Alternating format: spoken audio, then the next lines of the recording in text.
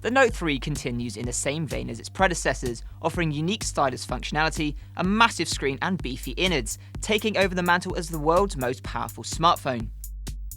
The display on the Note 3 is up once more from the previous model, jumping from 5.5 inches to 5.7 inches of Full HD Super AMOLED glory.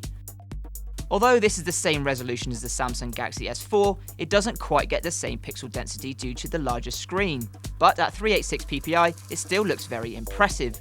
What's even more impressive is that the Note 3 is both smaller and lighter than its predecessor. In terms of design, Samsung has tried something a little bit different this time round by giving the rear a faux leather look. This does help provide some much needed grip, but it's a little bit too tacky for our tastes.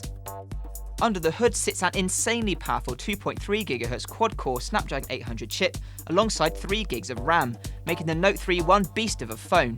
There's also the option for 32 or 64 GB of storage, which along with the inclusion of an SD slot means you'll never be caught short when it comes to memory. To cope with all this power, the Note 3 has been loaded with a massive 3200 mAh battery, which performs excellently. We ran our 90-minute video test with screen brightness on full and various accounts syncing in the background and only lost 13%. This makes it better than the Galaxy S4, HTC One and Sony Xperia Z, which all lost at least 19% during the same test. The camera is also a big highlight here, again a 13 megapixel offering much like the Galaxy S4.